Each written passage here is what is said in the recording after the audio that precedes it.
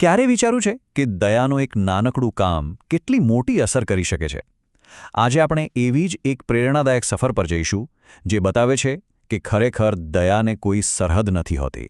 જુઓ, આ બહુ સિમ્પલ છે. એક વ્યક્તિ, એક વિચાર, અને એનાથી કેટલાય લોકોના જીવન બદલાઈ ગયા. આ કોઈ એક માણસની વાર્તા નથી, પણ એ વિચારની તાકાતની છે જેણે હજારો લોકોના દિલને સ્પર્શ્યું છે. તો ચાલો જોઈએ કે આ બધું શરૂ કેવી રીતે થયું. તો આ આખી વાતના કેન્દ્રમાં છે ટી.આર. કેતન પટેલ.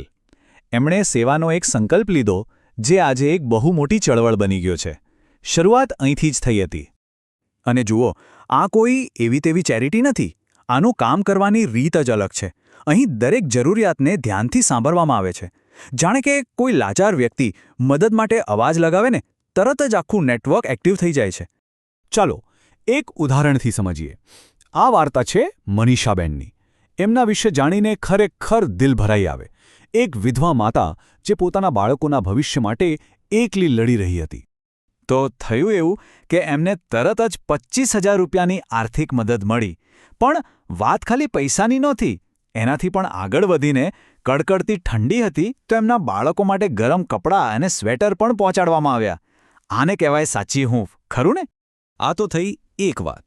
પણ આસપાસ નજર કરી તો બીજી પણ એક સમસ્યા સામે આવી, જેણે બધાનું ધ્યાન ખેંચ્યું. નાના નાના બાળકો સ્કૂલે જતા હતા પણ ઉઘાડા પગે. તમે જ વિચારો, આ દ્રશ્ય જોઈને કોનું દિલ ના પીગળે? અને આનો ઉકેલ પણ એટલો જ જબરદસ્ત આવ્યો. એક બે નહીં, પણ 800થી પણ વધારે બાળકોના પગમાં નવા ચંપલ આવી ગયા.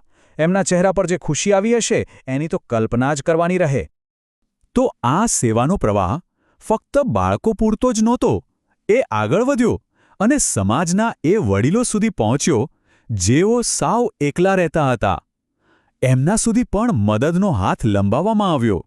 અને મદદ એટલે ખાલી પૈસા આપી દીધા એવું નહીં, એકદમ પ્રેક્ટિકલ મદદ. એ વડીલોને આરામથી રહેવા માટે 3 ખાટલા, ગાદલા, ધાબળા અને એટલું જ નહીં 30થી વધુ કરિયાણાની કીટ પણ આપવામાં આવી, જેથી એમની રોજની ચિંતા જ દૂર થઈ જાય. અને આ કામનો વ્યાપ તો જુઓ. દિવ્યાંગ બાળકોના કાર્યક્રમો માટે 29,000 રૂપિયાની મદદ, સમૂહ લગ્ન માટે 25 ડબ્બા તેલ, પદયાત્રીઓ માટે 8,000ના ખર્ચે શરબત કેમ્પ અને 15 શાળાઓ માટે 2,000 ચમચીઓ. મતલબ કે નાનામાં નાની જરૂરિયાતનું પણ ધ્યાન રાખવામાં આવ્યું. દયાનો આ સાગર ખરેખર બધે પહોંચી રહ્યો છે. પણ હવે એક મોટો સવાલ મનમાં આવે કે આ બધી મદદ આવે છે ક્યાંથી? આટલા બધા પૈસા, આટલી બધી વસ્તુઓ કોણ આપે છે? ચાલો હવે આ વાર્તાના એ હિસ્સામાં જઈએ જ્યાં એક નાનકડા ગામની જરૂરિયાત આખી દુનિયા સાથે જોડાય છે. આ એક વાક્ય જ બધું કહી દે છે. દયાને કોઈ સરહદ નડતી નથી.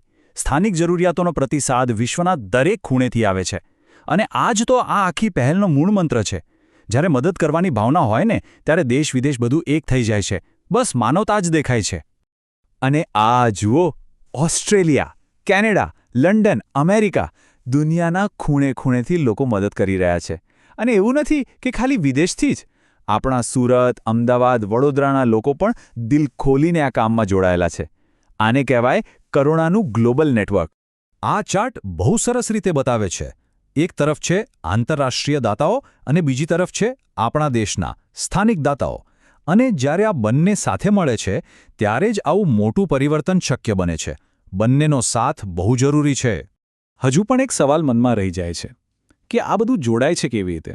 મતલબ, અમેરિકામાં બેઠેલી કોઈ વ્યક્તિને ભારતના એક નાના ગામમાં કોને મદદની જરૂર છે એની ખબર કેવી રીતે પડે? આ જે કનેક્શન છે એનો જવાબ છે ટેકનોલોજી. એક ઓનલાઈન પુલ. આખી પ્રોસેસ છે ને એકદમ સિમ્પલ પણ બહુ જ પાવરફુલ છે. સૌથી પહેલાં જેને જરૂર હોય એનો એક વિડીયો બનાવીને સોશિયલ મીડિયા પર શેર કરવામાં આવે છે. પછી દેશ વિદેશમાં જે લોકો આ વિડીયો જુએ છે એ સીધો સંપર્ક કરે છે.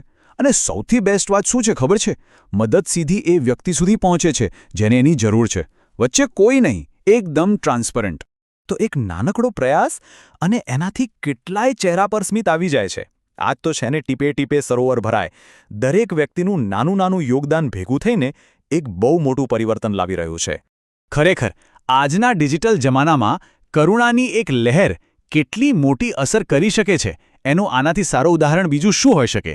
અહીં ટેકનોલોજી ખાલી એક ટૂલ નથી, પણ માણસાઈને જોડતો એક મજબૂત પુલ છે. તો અંતમાં એક સવાલ વિચારવા જેવો છે જો એક વ્યક્તિનો નાનકડો વિચાર આટલું બધું કરી શકે તો કરુણાની એક નાની લહેર એ ખરેખર કેટલી મોટી અસર પેદા કરી શકે છે એનો જવાબ કદાચ આપણી સૌની કલ્પના કરતાં પણ ઘણો મોટો છે.